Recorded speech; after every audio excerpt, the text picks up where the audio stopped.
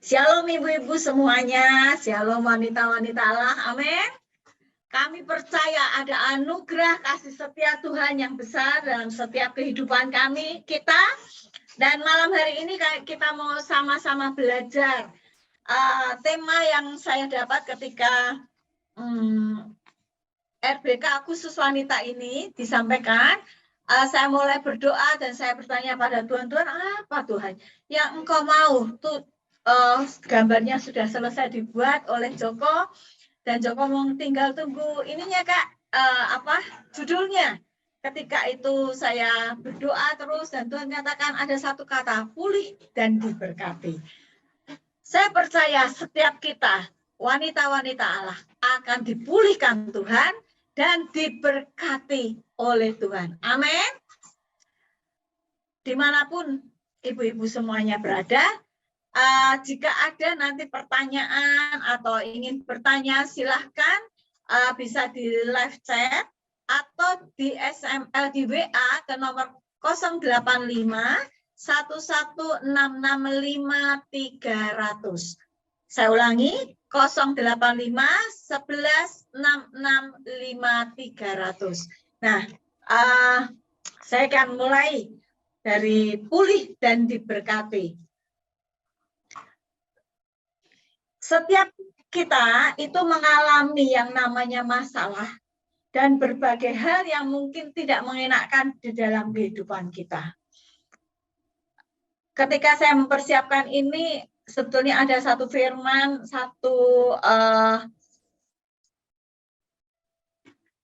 cerita dari firman Tuhan yang Tuhan berikan yang nanti akan saya sampaikan di terakhir, ya.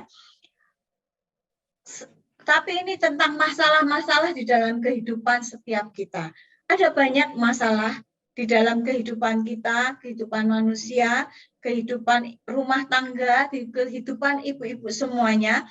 Kita mengalami masalah-masalah yang mungkin sangat hari-hari ini menyesakkan kehidupan kita, sangat membuat kita sakit, sangat membuat kita terluka, sangat membuat kita jatuh. Rasanya aku tidak memiliki pengharapan.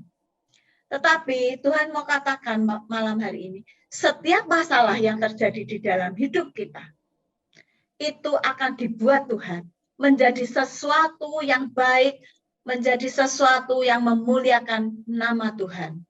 Kita diizinkan atau kita hari-hari ini mengalami, tetapi Tuhan mau melalui setiap masalah yang ada, Tuhan mau kita ini menjadi manusia-manusia yang serupa dengan Tuhan, yang seperti Tuhan kehendaki. Nah, ketika masalah datang, ya, slide yang kedua, ketika masalah datang, masalah akan menuju, ketika masalah datang, masalah itu akan menunjukkan siapa saya sesungguhnya. Apakah di dalam hidup kita masih ada sifat kekanak-kanakankah? Ya, seringkali ketika masalah datang, kita langsung bereaksi. Ya, ketika masalah datang, yang kedua tadi Mas Anton, yang kedua yang setelah pulih dan diberkati. Ya, ketika masalah datang, ya, betul. Ketika masalah datang, masalah akan menunjukkan siapa saya sesungguhnya. Adakah sifat kekanak-kanaan dalam hidup kita? Apa sih sifat kekanak-kanaan? Nah, kita malam hari ini mau sama-sama introspeksi, mau belajar. Apakah masih ada? Karena sesungguhnya Tuhan itu pengen kita tuh melepaskan kesakitan yang ada di jiwa kita, masa kanak-kanak yang ada di jiwa kita. Nah, seringkali masalah itu akan menunjukkan masih ada sesuatu nih di dalam kehidupan kita. Mau menang sendiri. Nah, anak-anak itu kan senangnya mau menang sendiri. Punya mainan, ada adiknya gitu minta, enggak, ini punya aku, enggak bisa. Atau temennya ya, enggak bisa, mau menang sendiri. Enggak mau mengalah dengan orang lain. Kemudian apa? Yang kedua, ngambek. Kalau dikasih tahu, dikasih nasihat, ngambek atau marah-marah. Enggak bisa. Pokoknya seperti ini. Saudara, saya menyampaikan ini, itu juga saya mengintrospeksi ya, dan itu masih kadang-kadang terjadi di dalam diri saya. Saya itu yang pertama ya, yang paling sekali nyata di dalam diri saya itu, walaupun saya sudah bertobat, walaupun bertahun-tahun saya menjadi orang Kristen yang lahir baru, kalau jadi orang Kristen saja sejak saya lahir, tapi jadi orang Kristen yang lahir baru, sudah melayani, sudah melakukan banyak hal, itu hal yang sulit saya hindari adalah mau menang sendiri. Kalau ada apa-apa dengan suami juga pokoknya nggak bisa. Aku harus menang, nggak bisa. Kamu yang salah. Kadang-kadang saya juga setelah saya dipulihkan, saya mengerti ini, saya kasihan juga sama suami saya. Kok dia tuh ngalah terus ya. Tapi itulah perjalanan dari kehidupan, dan saya belajar. Oh, saya ternyata masih punya sifat-sifat yang jelek yang harus saya tanggalkan. Nah, kemudian ngambek. Nah, saya kalau ngambek atau marah-marah itu sampai berapa tahun yang lalu ketika anak saya masih di Malaysia pun, dia kuliah, saya masih sering kadang-kadang ngambek. Kalau saya ngambek, anak saya tuh sampai yang di Malaysia tuh tak telepon dia nggak boleh tidur loh. Saya ngamuk itu masih gitu ya. Sampai katakan, mama itu kayak anak kecil. Itu membuat saya sadar. Membuat saya, oh ya ternyata ada jiwa saya, ada bagian dari hidup saya yang harus dipulihkan. Ya. Kemudian yang ketiga, apa sifat yang kita mesti belajar ini ya? Tidak bisa tahan keinginan. Semua keinginan harus dituruti. Nggak bisa. Kalau ini sejak tahun 90 setelah saya menikah gitu, saya tuh kalau punya keinginan sesuatu, lihat barang sesuatu dan sudah pengen, harus dituruti, harus saya beli. Dulu sampai akhirnya saya ngumpet-ngumpet, kalau Pak Yus nggak boleh, saya ngumpet-ngumpet. Nah, itu sifat kanak-kanak kan. Sampai akhirnya saya sadar, oh iya ya, kok saya tuh seperti ini. Kenapa saya tidak terbuka? Akhirnya saya belajar, saya minta Tuhan anugerah-Mu. Tolong sembuhkan aku. Tolong aku supaya aku bisa dengan suami terbuka. Nah, sejak itu saya mulai belajar, saya mulai dipulihkan, sehingga saya merdeka dari hal ini sudah sejak tahun 95-an ya. Jadi dulu awal-awal pernikahan saya mengalami hal-hal seperti ini. Tidak bisa tahan keinginan. Nah, kemudian hal yang lain apa? Tantrum. Tantrum itu marah yang ibu-ibu pernah kan punya anak, terus atau melihat anak-anak di mall, terus nangis, besar di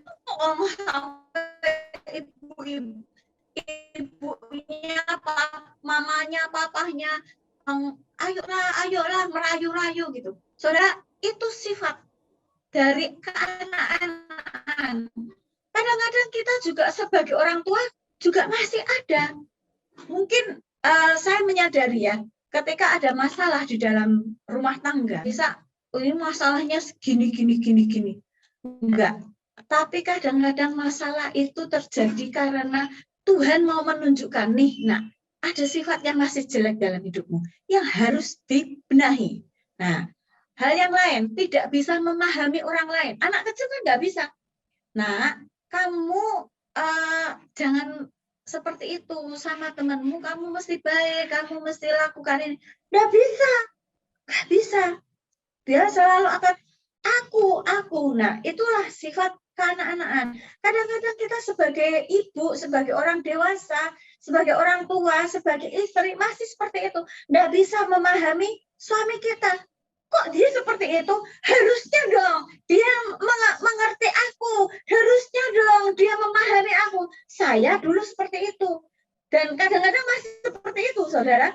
Jadi kadang-kadang saya gini, kok gini ya? Bojoku kok nggak bisa ngertiin aku, nggak bisa memahami aku, suamiku nggak bisa memahami aku.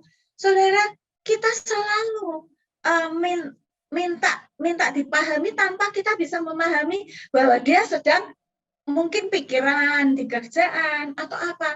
Kadang-kadang saya dulu tidak bisa memahami suami saya kalau dia itu diam. Nah, padahal manusia itu berbeda-beda. Saya kalau ada masalah, saya ngoceh. Waduh, ngomong-ngomong. Tapi kalau suami saya lagi ada masalah, dia diam. Dia diam, dia ingin sendiri atau dia mengerjakan sesuatu. Dia tidak mau, dia tidak bicara apa-apa. Nah itu buat saya nggak bisa paham. Kamu tuh ya kalau punya masalah ngomong dong. Aku nggak bisa paham loh sama kamu. Kamu nggak percaya bahasa saya. Dulu saya seperti itu. Tapi saya belajar untuk memahami dia.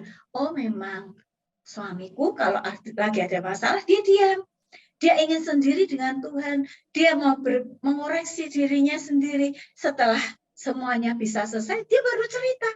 Kalau saya orangnya tidak seperti itu karena saya maunya eksplos, ngomong gitu, harus ngomong gitu ya. Nah itu dulu saya nggak bisa memahami. Selalu hal yang lain selalu menyalahkan orang. Bukan aku yang salah, dia yang salah. Lakuin ini, terjadi seperti ini, terjadi masalah seperti ini, suamiku yang salah. Terjadi seperti ini, anakku yang salah. Terjadi seperti ini, orang lain yang salah. Saudara, kita mesti belajar mengoreksi diri kita. Apa yang terjadi di dalam kehidupan kita. Ayo, slide yang ketiga. Ya, slide yang ketiga, Mas. Oke. Ada luka-luka yang belum dibereskan. Setelah ini, ya. Nah, ada ciri-ciri orang yang lukanya belum beres ya. Selalu merasa sebagai orang yang dikalahkan atau dibedakan. Nah, banyak sekali kita ketemu ya. Kita nggak merasa apa-apa. Kadang-kadang di dalam sebuah pergaulan kita kan oke, semua gini-gini.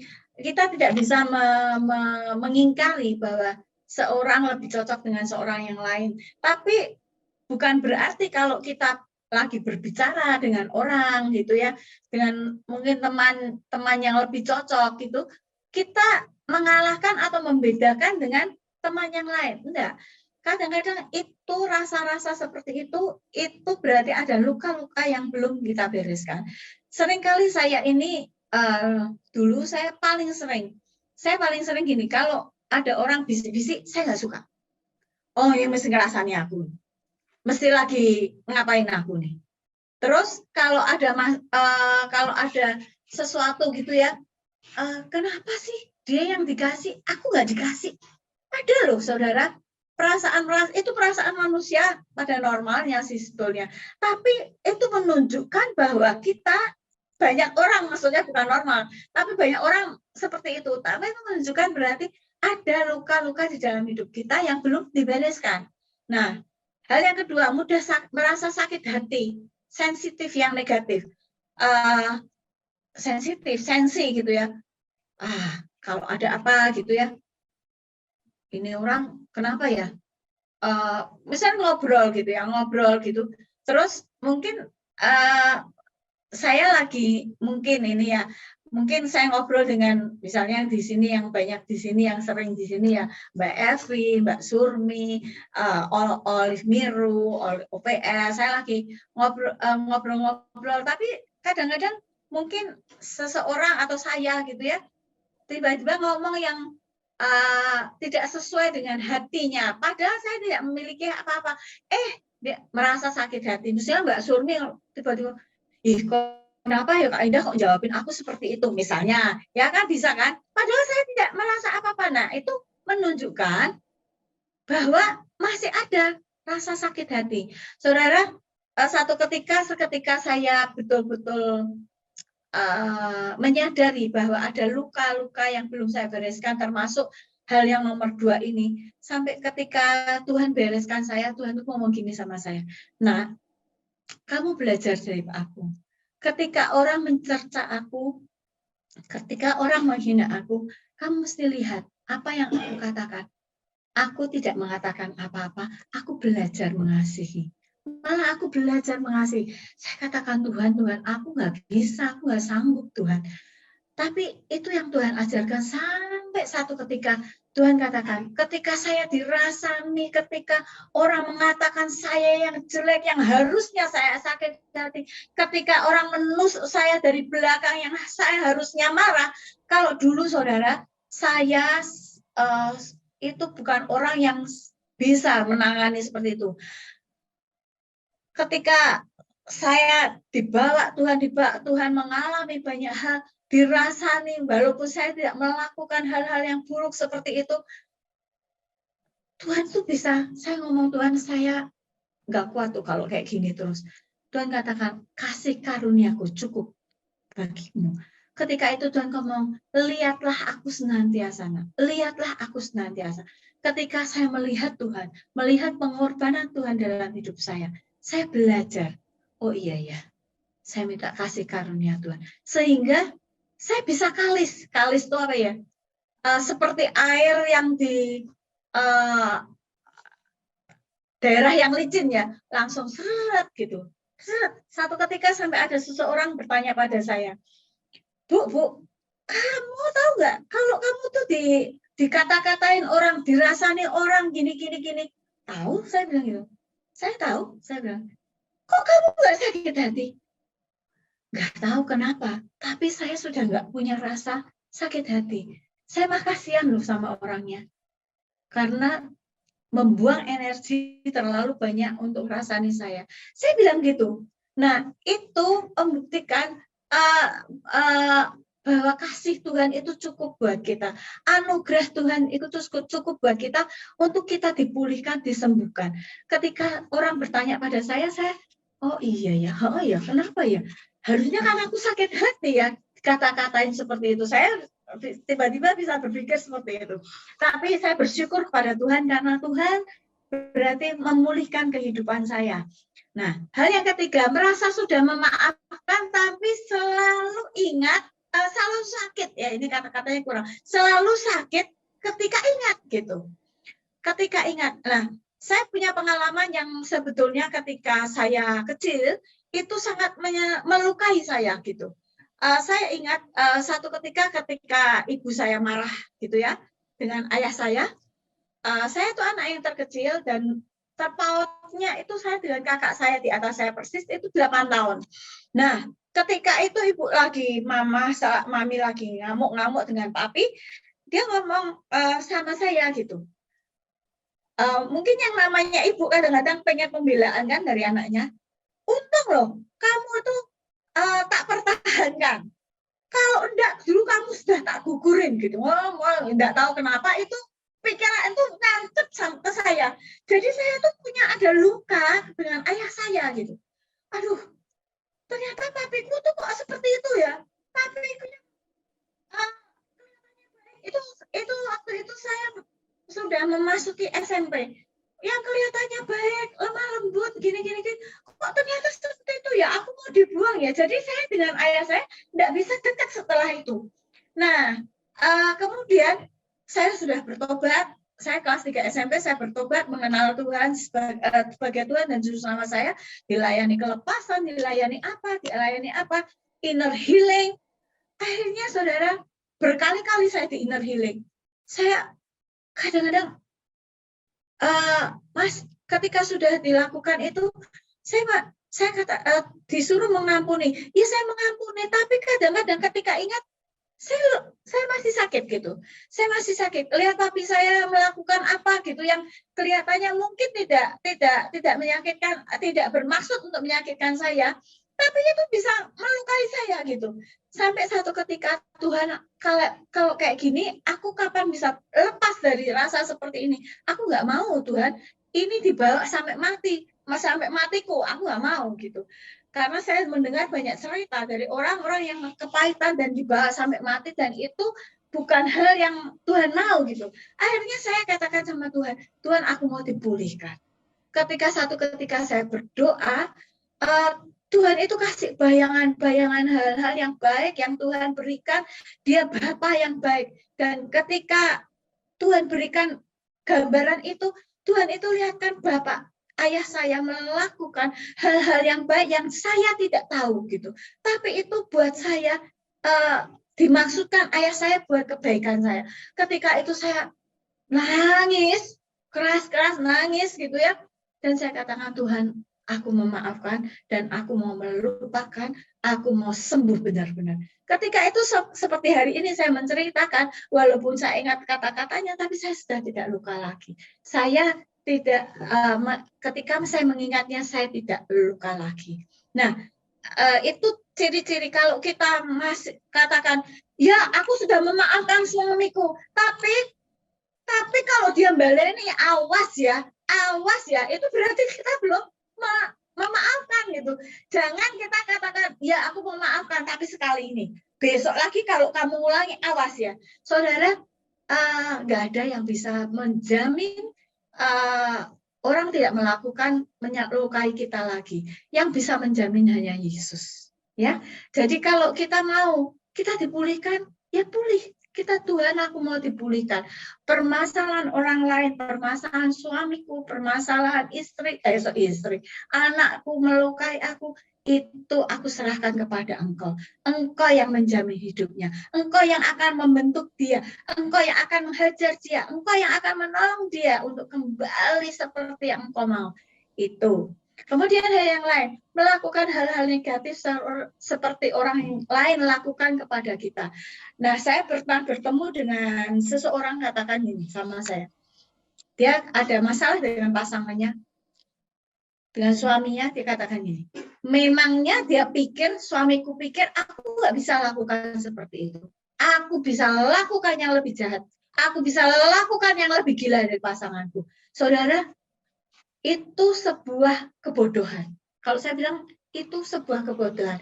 Itu ciri-ciri luka yang belum dibereskan. Kalau ada di dalam kehidupan kita hari-hari ini, seperti itu, minta anugerah Tuhan. Malam hari ini sementara saya berbicara tentang ciri-ciri siapa saya sesungguhnya dan itu masih ada dalam hidup kita, kita sambil berdoa katakan, Tuhan, aku tidak mau ini ada dalam hidupku. Jadi yang lain, memiliki perasaan atau pikiran yang selalu negatif. Nah, kadang-kadang ada perasaan-perasaan atau pikiran-pikiran yang negatif. Kadang-kadang kita bertemu dengan orang yang dengan pribadi-pribadi ya, dan selalu berpikiran negatif tentang orang lain atau masalah yang terjadi atau kondisi yang terjadi. Saudara, itu berarti menunjukkan luka-luka yang belum dibereskan. Terus yang terakhir, selalu curiga pada orang lain. Nah, jangan, itu salah satu ciri juga. Kalau kita ada selalu curiga, jangan-jangan dia baik sama aku, dia ada maksudnya loh. Nah, hati-hati. Berarti masih ada sesuatu. Suamiku kok baik-baikin aku. Kalau di HK nih, di HK Harmoni Keluarga, selalu banyak pertanyaan dari pasangan suami istri. Saya selalu sudah curiga dulu kalau suami saya baik-baikin saya, Pak. Gimana ya? Karena selalu ada maunya. Atau kalau istri saya lagi baik-baikin saya, selalu ada maunya. Mau dibeliin ini, mau beliin itu. Bapak Ibu, jangan gampang curiga pada orang lain dengan pasangan kita. Nah, itu ciri-ciri yang luka-luka yang belum dibereskan.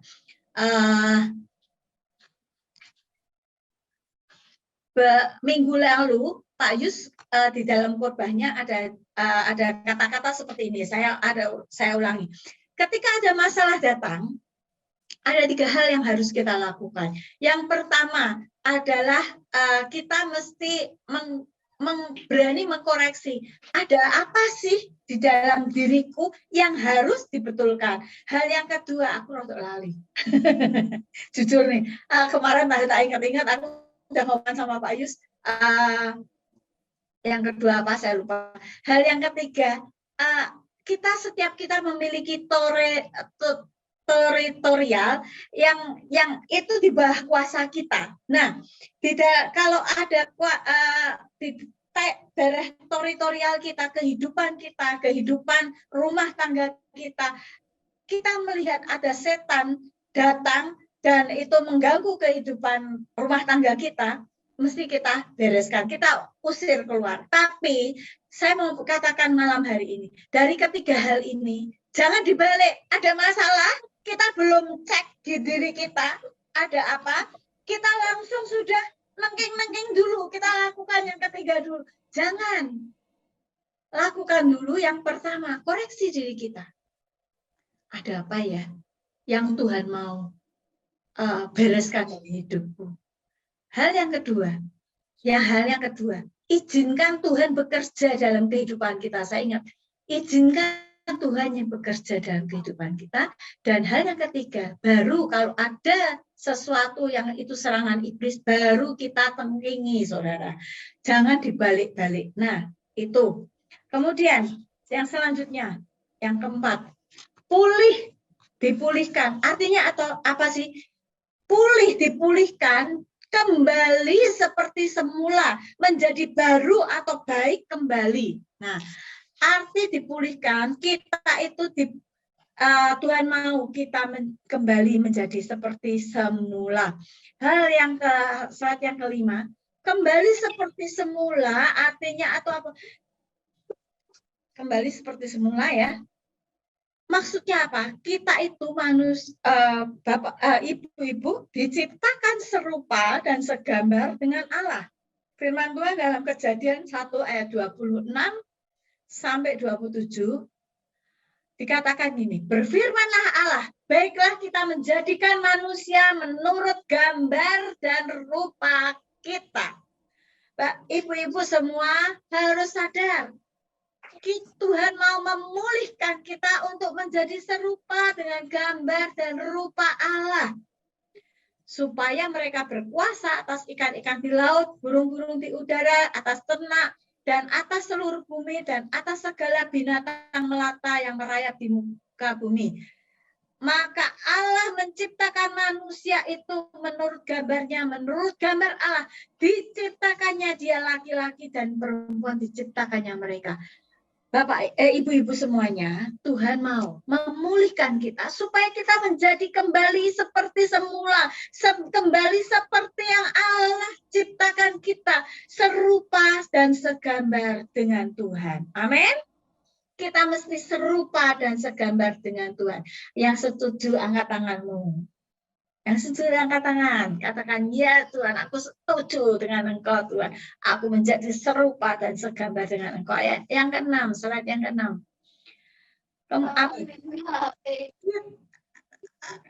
Kita diciptakan itu untuk kemuliaan Tuhan. Maksudnya apa?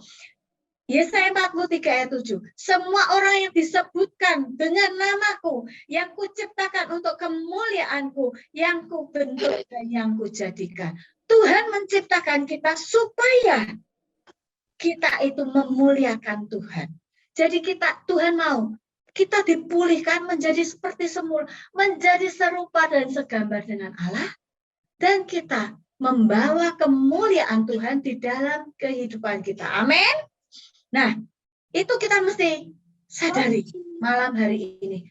Katakan, Tuhan, aku mau dipulihkan untuk menjadi seperti ciptaan yang Kau memuliakan namamu dan menjadi serupa dan segambar dengan Engkau. Kemudian menjadi baru atau baik kembali. Selanjutnya, menjadi baru atau baik kembali. Sari juga tanggal 29 ulang tahun. Mungkin bisa di mute ya.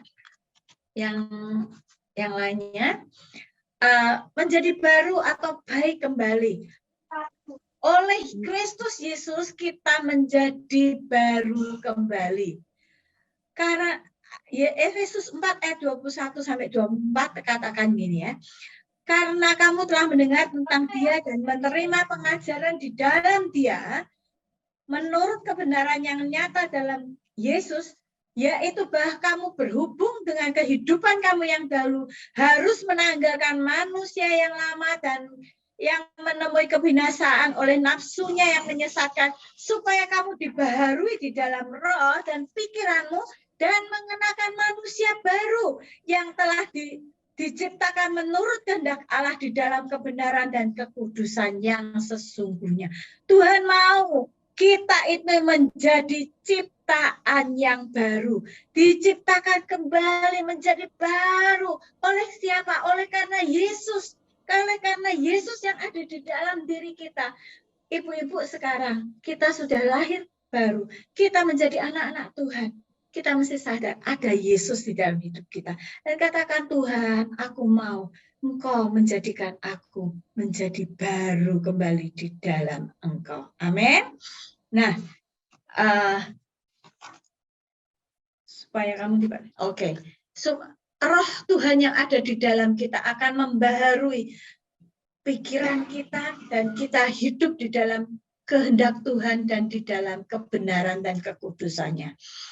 Jadi tujuan kita dipulihkan adalah supaya kita menjadi seperti gambaran Kristus yang memuliakan nama Tuhan dan kita menjadi baru kembali oleh karena Yesus. Amin. Oleh karena Yesus yang ada di dalam kita.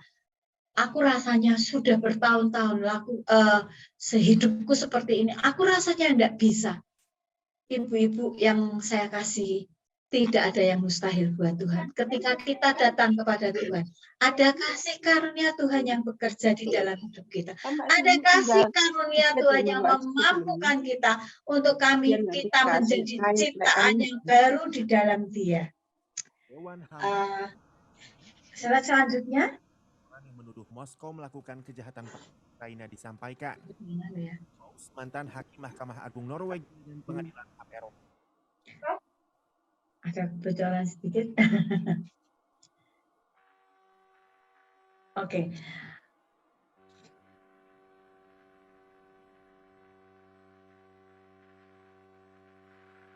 Nah, ketika ada masalah di dalam hidup kita, ada 5 hal yang saya tulis di sini. Yang pertama, kenali.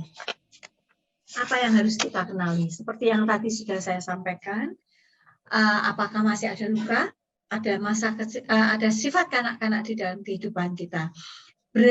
Kita harus berani mendeteksi atau mengenali apa masalah yang terjadi, apakah akar masalahnya. Nah, kita mesti berani kenali. Jangan kita upuk-upuk masalahnya. Seperti Pak Yus katakan hari Minggu kemarin, ketika ada masalah datang, kita mesti bertanya kepada Tuhan, Tuhan, apa yang Engkau mau untuk aku perbaiki di dalam kehidupanku? Nah, kita mesti berani mendeteksi, mengenali masalah apa yang ada di dalam kehidupan kita. Yang kedua, kembali kepada kebenaran. Berani mengoreksi apa yang salah dengan diri kita, dan kepercayaan yang salah diganti dengan kebenaran firman. Percaya pada Tuhan lebih dari apapun. Kembali kepada kebenaran.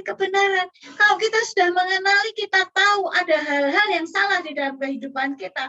Ada kepercayaan yang salah, ada sifat-sifat kanak-kanak dalam kehidupan kita. Ada masalah-masalah yang belum, luka-luka yang belum dibereskan. Kita mesti ganti semuanya itu dengan kebenaran firman Tuhan.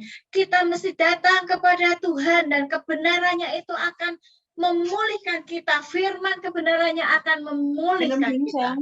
Hal yang kedua, izinkan karunia Tuhan. Kasih karunia Tuhan, maksudnya apa? Izinkan kasih karunia Tuhan bekerja di dalam hidup kita. Saya itu tulis kakak-kakak semua supaya kita ingat kalimat K. Ya, supaya kita ingat ya, ada kasih karunia Tuhan yang bekerja di dalam hidup kita. Kita harus memiliki respon yang benar dan kita harus berani mengizinkan kasih karunia Tuhan bekerja dalam hidup kita. Seringkali kita berkata ya, aku sudah menjadi orang Kristen bertahun-tahun dan aku mengalami seperti ini. Enggak bisa. Aku enggak bisa. Aku ya seperti ini aku. Saudara, hari-hari ini izinkan kasih karunia Tuhan bekerja di dalam hidup kita. Hal yang keempat, mengelola emosi. Kadang-kadang saya tidak membuat kelola emosi, enggak ya, masih yang tadi Mas Anton, yang mengelola emosi yang di nomor 2. Tapi saya tulis yang keempat. Kenapa? setelah kita kembali kepada kebenaran, kita ada kasih karunia Tuhan, kita mesti belajar, kita tahu akan kebenaran, kita mesti belajar mengelola emosi, jangan mencampur adukkan kepahitan, kejengkelan, sakit hati yang terjadi di dalam kehidupan kita. Seringkali, walaupun kita sudah menjadi orang Kristen bertahun-tahun, ya, seringkali kita tahu kebenaran, tapi kita masih tidak bisa mengelola emosi kita.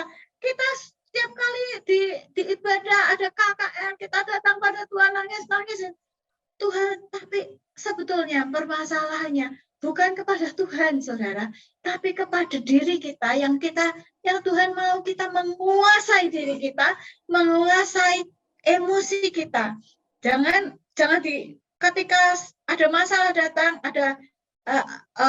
kita mencampur. Seringkali ketika masalah datang, emosi sedang meledak-ledak, kita mencampur adukkan antara kepahitan, jengkel, sakit hati. Kadang-kadang saya bertemu dengan orang-orang yang mengatakan, sudahlah, aku sudah mengalami ini bertahun-tahun, aku tahu bahwa aku yang harus ngalah. Saudara, itu menunjukkan kita belum pulih, kita belum sembuh. Oleh sebab itu, balik lagi ke nomor 1 dan nomor 2 dan nomor 3. Kalau masih di nomor 4 kita menemui itu, kita kembali kenali, oh ya, aku masih seperti ini, minta kebenaran firman Tuhannya apa toh? Perkatakan kebenaran, ganti kepercayaan kita yang salah, ganti kata-kata kita yang negatif dengan kebenaran firman Tuhan, dan minta kasih Tuhan, kasih karunia Tuhan melimpah di dalam hidup kita, menyembuhkan kita, memulihkan kehidupan kita. Kemudian ada lagi, ada orang-orang yang terus tidak bisa mengkontrol dirinya. Ketika marah, ketika ini, pokoknya melakukan hal-hal yang salah, destruktif, merusak, ya. Ada masalah keluarga, langsung ngomongnya gini, sudah, cerai saja, sudah kamu pergi, kamu minggat aja, sudah, aku mau minggat saja, aku mau keluar, aku tidak mau. Saudara, itu kita menunjukkan kita belum pulih, kita belum sembuh. Ada banyak orang yang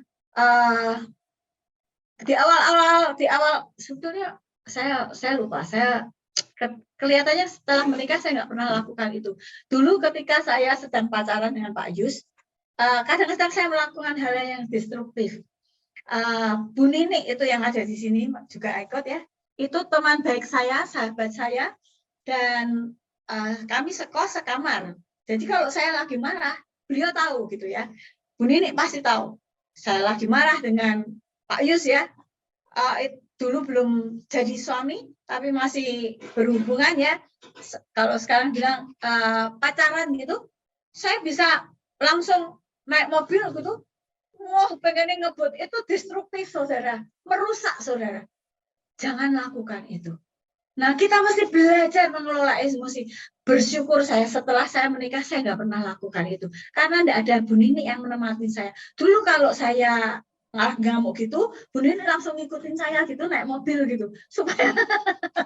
Supaya ngayem-ngayem saya. Nah, mungkin Nini masih ingat, ya, kalau saya lagi destruktif gitu. Kadang-kadang itu yang menunjukkan itu kita nggak bisa mengelola emosi. Tuhan mau kita itu sebagai anak-anak Tuhan, kita berkemenangan. Dikatakan kita menjadi ciptaan yang baru. Nah, jangan kita destruktif. Terus minggat. Lagi ada masalah dengan suami, dengan anak, minggat. Itu bukan penyelesai masalah. Itu menunjukkan masalah yang akan datang. Jadi jangan melakukan hal-hal yang destruktif. Ketika kita masih marah, ada kepahitan atau apa, jangan kita mengambil keputusan. Ini bukan hanya dengan pasangan, tapi dengan orang lain. Ketika di dalam pekerjaan atau di dalam apapun, khususnya juga di dalam rumah tangga juga, kalau kita masih ada kepahitan, ada kejengkelan, ada masalah yang belum beres di dalam hati kita, jangan kita mengambil keputusan, sudah aku memutuskan seperti ini, sudah aku memutuskan keputusan yang didasari oleh kejengkelan, kemarahan, itu pasti bukan dari Tuhan. Beberapa waktu yang lalu saya bertemu dengan seseorang, dia katakan gini sama saya, lagi marah nih, sudah Bu, aku mau pergi saja, aku mau balik ke rumahku. Dipikir suaminya, aku nggak bisa usaha sendiri, aku nggak bisa hidup tanpa dia, aku mau balik ke kampung halamanku di luar pulau. Waktu itu saya katakan, pikir baik-baik, tenang dulu. Jangan kamu lakukan apa yang ada di pikiranmu sekarang, karena kamu lagi dikuasai oleh emosimu yang buruk, saya bilang gitu. Akhirnya dia tenang setelah baik kembali, dia ngomong, untungnya kemarin aku nggak jadi beli tiket untuk balik ke kampung halaman. Coba kalau aku balik tiket, udah balik ke kampung halaman, aku kan malu sama anak-anak, sama suamiku dan sama saudaraku, sama tetanggaku gitu. Saudara, sebelum kita berbuat sesuatu, coba pikirkan terlebih dahulu. Jangan kita lakukan hal-hal yang ketika lagi marah gitu. Jangan kita ambil keputusan yang apalagi keputusan yang besar. Kita mesti belajar tenang, hadapkan kepada Tuhan, mengelola emosi kita. Hal yang terakhir, karya Roh Kudus setiap hari. Izinkan karya Roh Kudus bekerja membarui kita, memimpin kehidupan kita setiap hari. Di sini nggak ada ayat yang saya tulis, cuman saya mau bacakan. Galatia 5 ayat 25. Dikatakan gini, jika kita hidup oleh Roh, baiklah hidup kita juga dipimpin oleh Roh. Kita sebagai anak-anak Tuhan, kita orang-orang yang sudah ditebus oleh Tuhan, biarlah hidup kita selalu dipimpin oleh Roh. Saya mau ibu-ibu semuanya catat ya, Yohanes 16 ayat 13, Roma 8 ayat 11, dan Galatia 5 ayat 25. Baca nanti di rumah setelah ini, dan minta karya Roh Kudus bekerja. Izinkan karya Roh Kudus bekerja dalam hidup kita, memperbarui hidup kita, memulihkan hidup kita setiap hari. Setiap hari. Ya. Slide selanjutnya. Penting untuk kita tetap kuat saat sedang dalam lembah duka cita atau penderitaan. Mempercaya Tuhan karena dia spesialisasi dalam mengubah kelemahan kita menjadi kemenangan. Ingat, ketika kita dalam kelemahan kita, dalam duka cita, dalam masalah kita mesti mempercayai Tuhan karena dia spesialisasi dalam mengubah kelemahan kita menjadi kemenangan dalam hidup kita. 2 Korintus 12 ayat yang ke-9. Tetapi jawab Tuhan kepadaku, cukuplah kasih karuniaku bagimu, sebab justru dalam kelemahanlah kuasaku menjadi sempurna. Sebab itu terlebih suka aku bermegah atas kelemahanku, supaya kuasa Kristus turun menaungi aku. Amin. Cukup kasih karunia Tuhan di dalam kehidupan kita. Ibu-ibu, sebelum saya meneruskan yang lain, saya mau kita sama-sama merenungkan apa yang sudah saya sampaikan. Ibu-ibu di rumah, coba renungkan. Ayo kita sama-sama berdoa. Saya mau berdoa buat setiap kita sebelum saya menyampaikan yang lain. Mari kita merenungkan.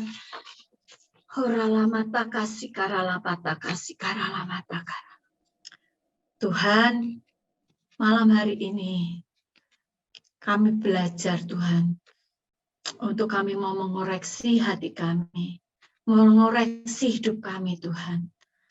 Kalau ada hal-hal yang seperti sudah disampaikan Tuhan, masih ada sifat kanak-kanak, suka menang sendiri, tidak bisa menahan keinginan, marah-marah yang tidak jelas Tuhan, tidak bisa memahami orang lain, selalu menyalahkan orang, selalu merasa Tuhan dibedakan, dikalahkan, merasa sakit hati terus, mudah sakit hati, merasa kepahitan yang terus-menerus, selalu ingat akan kesalahan orang, melakukan hal-hal negatif, memiliki perasaan-perasaan yang negatif. Tuhan, kami mau sadar Tuhan, bahwa ada hal yang harus Engkau memulihkan hidup kami. Dan seperti firman-Mu katakan, kami mau dipulihkan. Kami mau menjadi baru Tuhan. Kami mau menjadi orang-orang yang seperti Engkau rancangkan. Menjadi gambar serupa dan segambar dengan Engkau. Menjadi orang-orang yang memuliakan nama-Mu. Karena kami tahu ketika kami masih memiliki hal-hal itu Tuhan, kami tidak menjadi serupa dan segambar dengan Engkau. Kami tidak bisa memuliakan nama-Mu. Tapi malam hari ini Tuhan, kami mau menjadi orang-orang yang Kau pulihkan. Menjadi orang-orang yang Kau sembuhkan Tuhan. Kami mau menjadi orang-orang yang menjadi baru kembali. Dijadikan baru kembali oleh karena Engkau Tuhan. Kami mau Tuhan, hidup kami Tuhan ada di dalam kebenaran firman-Mu. Karena kebenaran firman-Mu itu yang akan menyucikan hati kami. Kebenaran firman-Mu itu yang akan membasuh hidup kami. Memperbarui hidup kami. Firman-Mu itu seperti air Tuhan. Yang senantiasa mengalir hidup kami dan membersihkan hidup kami. Dan kami mau izinkan kasih karunia-Mu bekerja dalam hidup kami Tuhan. Dan kami mau mengizinkan Tuhan Roh Kudus bekerja dalam hidup kami. Memperbarui hidup kami setiap hari. Tolong kami Tuhan. Tolong kami ya Tuhan. Biarlah hari-hari ini Tuhan, kami mengalami akan Engkau. Mengalami akan pemulihan yang daripada Engkau. Terima kasih Tuhan Roh Kudus. Terus bekerja Engkau di tengah-tengah kami. Dalam nama Tuhan Yesus kami berdoa. Amin. Ada sedikit lagi yang ingin saya sampaikan. Selanjutnya, slide selanjutnya. Nah, masalah yang dialami semua orang, masalah dialami semua orang. Tapi membedakan adalah respon dari orang tersebut. Oke, masalah dialami semua orang, tapi yang membedakan adalah respon orang tersebut. Seringkali kita semua orang, saya tidak berkata saya bebas masalah, enggak. Setiap kita punya masalah. Cuman orang tuh salang sinawang. Kelihatannya kok dia hidupnya enak ya, enggak ada masalah. Semua kita mengalami masalah. Tapi yang membedakan respon kita. Nah, ketika kita sudah dipulihkan, ketika kita mengalami Kristus setiap hari, ketika kita mengalami kebenaran-kebenaran firman Tuhan setiap hari, kita akan mendapati, kita bisa memiliki respon-respon yang positif. Ya, slide berikutnya. Nah, ini firman Tuhan yang Tuhan beri kepada saya, Tuhan ingatkan kepada saya kisah Rut dan Orpa. Masalah yang dihadapi Rut dan Orpa adalah masalah yang sama. Ditinggalkan orang yang dicintai. Suaminya sama-sama meninggal. Ada banyak orang yang mungkin mengalami sama gitu. Sebetulnya sama. Saya bertemu dengan banyak orang yang ada suami-suami yang kurang ajar ya. Suami-suami kurang ajar saya bilang gitu. Kalau suami nyeleweng gitu. Suami nyeleweng. Tapi saya bertemu dengan orang-orang yang sama-sama nih, suaminya sedang mengalami masalah gitu ya, yang ini lagi eleweng, yang ini lagi lakukan ini gitu ya. Tapi saya bertemu dengan orang-orang, saya lihat gitu, ketika bicara dengan saya, responnya itu berbeda. Respon si A dan si B, si C berbeda-beda. Nah, masalah yang dihadapi mungkin bisa sama. Tapi yang membedakan adalah respon, seperti yang tadi saya katakan. Demikian juga Rut dan Orpa. Masalah yang dihadapi sama. Sama-sama suaminya meninggal. Sama-sama tidak memiliki pengharapan lagi. Kita mau coba baca ya. Rut 1 ayat 12-13. Rut 1 ayat 12-13. Rut 1.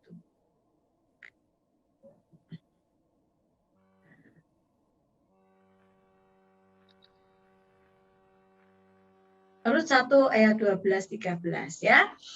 Pulanglah anak-anakku, pergilah, sebab sudah terlalu tua aku untuk bersuami. Seandainya pikirku ada harapan bagiku dan sekalipun malam ini aku bersuami, itu kata Naomi, bahkan sekalipun aku masih melahirkan anak-anak, masakan kamu menanti sampai mereka dewasa? Masakan karena itu kamu harus menahan diri dan tidak bersuami? Janganlah kiranya demikian anak-anakku, bukankah jauh lebih pahit yang aku alami daripada kamu, sebab tangan Tuhan teracung terhadap aku. Itu kata-kata Naomi. Rut dan Orpa itu budaya orang Israel ya. Kalau suaminya meninggal, yang akan menggantikan saudaranya gitu ya. Adiknya akan menjadi suami dari wanita yang ditinggal. Makanya Rut dan Naomi berkata, kalaupun aku menikah dari hari ini, aku nggak mungkin menyuruh kamu menunggu sampai anakku dewasa. Mereka berdua sama-sama tidak memiliki pengharapan lagi. Hal yang ketiga, diperhadapkan pilihan hidup dan pada realita kembali pada harapan-harapan, kembali ke Moab, mengikuti Tuhan, mengikuti cara-cara dunia atau mengikuti yang dunia rasa normal, yang bagus, harapan-harapan yang ya ini yang masuk akal lah, masuk akal maksud saya, yang masuk akal atau mengikuti apa yang Tuhan mau gitu. Sama-sama dua-dua diperhadapkan. Selanjutnya. Tetapi respon mereka berbeda.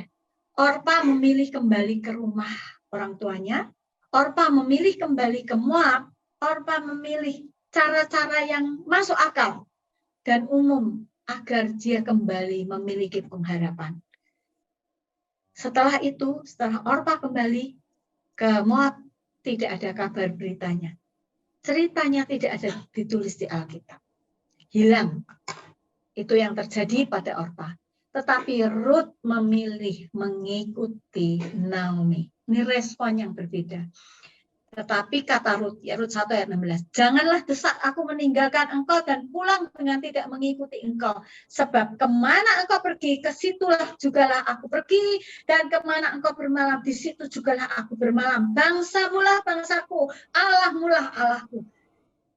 Ibu-ibu semuanya, saya percaya Orpa dan Rut sama-sama memiliki suami, orang-orang yang percaya, orang-orang Israel. Dan dia sudah tahu siapa Allahnya orang Israel. Dua-duanya sudah mengalami keajaiban-keajaiban, cerita-cerita. Saya percaya juga mereka juga sudah membaca akan kitab Taurat. Ada Taurat-Taurat yang disampaikan. Mereka sudah hidup selama menikah dengan Mahlon dan Kilion ya, Mahlon dan Kilion. Mereka sudah mengalami semuanya. Tetapi Orpa memilih kembali. Tapi Rut berkata, Allahmulah Allahku, bangsamulah bangsaku. Dia memilih tetap mengikuti Naomi. Dia memilih tetap mengikuti Tuhannya Naomi. Slide selanjutnya. Rut, di sini kita mau belajar seperti Rut. Rut itu orang yang setia. Tetap mengikuti Naomi. Tetap mengikuti Allahnya Naomi. Apapun yang dihadapi. Apapun. Naomi katakan, kamu tidak punya pengharapan loh kalau sama aku. Tetapi Rut itu orang yang setia. Rut orang yang punya tahu bahwa dia sudah mengenal akan Allahnya Naomi. Dia mengetahui akan Allahnya Naomi. Dan dia belajar setia dengan Naomi. Belajar setia mengikuti Naomi. Hal yang kedua, sabar. Dalam menghadapi penderitaan, tekanan, sampai memperoleh kemenangan. Saya nggak perlu bacakan Rut kan. Saya percaya kita semua sudah tahu tentang ceritanya Rut. Rut itu sabar, disuruh Naomi kemana aja dia mau. Dia sabar dalam mengalami proses pembentukan dalam kehidupan. Seperti penjunan ya, perumpamaan penjunan. Nah, dia dia mengalami, dia tahu ada proses-proses dalam kehidupannya seperti penjunan itu dialiri air. Nah, kalau orang sedang membentuk sesuatu, membentuk dari tanah liat, itu kalau saya sering lihat dulu di Kasongan ya, orang bentuk misalnya buat pot gitu kan, selalu ada air yang dicurahkan, dicocorkan gitu ya, dialirkan supaya apa? Sebetulnya air itu akan membuat kotoran-kotoran yang di tanah liat, yang masih nempel di tanah liat, mungkin ada batu, ada kerikil, ada apa, itu keluar. Dan air itu akan mengalir terus. Dan akhirnya tanah liatnya itu bagus, tanahnya itu menjadi tanah yang sudah bersih dari kotoran-kotoran, dari pasir-pasir, dari batu-batu yang tidak berguna, dan akhirnya penjunan itu akan membuat menjadi satu bejana yang baik. Demikian juga kita mau belajar, kita sabar dengan proses yang ada, proses yang Tuhan berikan. Kita bisa melihat Ruth ketika itu dia sabar, disuruh Naomi kemana, disuruh Naomi apa, dia nurut saja, sabar, iya, lakukan segala sesuatu. Dia sabar dalam pembentukan. Mungkin hari-hari ini, saudara-saudara, ibu-ibu dan saya sedang diproses Tuhan. Sabar dengan proses yang Tuhan berikan dalam hidup kita untuk membentuk hidup kita. Kemudian Ruth itu memiliki ketergantungan kepada Tuhan dalam kondisi kesulitan ekonomi. Ruth ke ladang Boaz, disuruh Naomi, sana kamu ke ladang sana itu, ke ladangnya itu masih saudara, kamu jele-jele di sana. Dan kita melihat ada Jehovah Jireh yang menolong, sehingga pegawai-pegawainya disuruh sama Boaz cacarkan, maksudnya apa ya, kemarin saya baca, tapi istilah gampangnya ya, mencacarkan dengan sengaja, mencacarkan jeleh supaya Ruth mengambilnya. Ibu-ibu, ketika ada masalah, ketika ada problem di dalam kehidupan kita yang rasanya tidak enak, belajar kita menjadi setia, belajar kita sabar dengan proses yang ada, dan bergantung kepada Tuhan. Di dalam hal apapun, bergantung kepada Tuhan. Seringkali kita, bergantung gimana, aku nggak bisa dengar suara Tuhan kalau lagi seperti ini. Baca firman Tuhan, berdoa. Kadang kita butuh nasihat dari hamba-hamba Tuhan, datang kepada PKS, datang kepada PA, datang kepada Bapak Ibu Gembala, dimanapun saudara berada, datang, minta didoakan, minta nasihat. Pasti ada jalan keluar. Ya. Kemudian berkat yang diterima Ruth, ini yang terakhir, berkat yang diterima Ruth. Makanya saya katakan dipulihkan dan diberkati. Ruth dipulihkan dengan melakukan kesetiaan, dengan sabar, dengan bergantung kepada Tuhan. Saya percaya hari-hari itu Ruth dipulihkan, dan Ruth diberkati oleh Tuhan. Ada Jehovah Jireh, penyediaan dari Allah melalui ladang Boaz. Amin. Tuhan menyediakan. Tuhan dia diberkati seperti yang tadi sudah saya sampaikan, kan? Diberkati. Kemudian dia mendapat perlindungan daripada Tuhan. Rut 2 ayat 12 dikatakan, Tuhan kiranya membalas perbuatanmu itu, dan kepadamu kiranya dikaruniakan upahmu sepenuhnya oleh Tuhan Allah Israel, yang di bawah sayapnya engkau datang berlindung. Saudara, ibu-ibu, ada perlindungan Tuhan ketika kita ada di dalam penyertaan Tuhan, di hidup di dalam prosesnya Tuhan. Ketika kita bergantung kepada Tuhan, ada sayapnya Tuhan yang melindungi kita. Ya, yang ketiga adalah berkat yang Ruth terima, memiliki keturunan yang diberkati Tuhan. Keturunannya menjadi orang benar. Nama yang Ruth, orang Moab, ada tercatat di dalam silsilah Tuhan Yesus. Dia bukan orang Israel, Dia bukan orang Israel, dia orang Moab. Dia orang yang Moab itu orang yang menyembah berhala. Tetapi nama Rut, ketika Rut sudah dipulihkan, namanya dia tercatat dalam silsilah Tuhan Yesus. Ada berkat yang Tuhan berikan ketika kita hidup dipulihkan oleh Tuhan. Ada Jehovah Jireh, perlindungan Tuhan. Ada keturunan yang diberkati oleh Tuhan dalam hidup kita. Amin. Amin. Kita berdoa sekali lagi sebelum saya menjawab beberapa pertanyaan. Bapa, kami mengucap syukur Tuhan. Malam hari ini kami sudah mendengar firman-Mu. Bapa, kami mau Tuhan, hidup kami dipulihkan, hidup kami mengalami proses, kami menjadi orang yang setia, kami menjadi orang yang sabar, dan kami menjadi orang yang bergantung kepada Engkau Tuhan. Sehingga kami mengalami Engkau, kami mengalami Tuhan anugerah berkat yang daripada Engkau. Terus Tuhan, mulai malam hari ini kami mau terus sadar, kami mau mengizinkan Engkau bekerja dalam hidup kami. Tuhan Roh Kudus mengoreksi hidup kami terus-menerus Tuhan. Tuhan Roh Kudus memimpin hidup kami. Sehingga kami menjadi baru, ciptaan yang baru. Sehingga kami menjadi orang-orang yang memuliakan akan nama-Mu. Terima kasih Tuhan Yesus. Dalam nama Tuhan Yesus kami berdoa. Amin. Amin.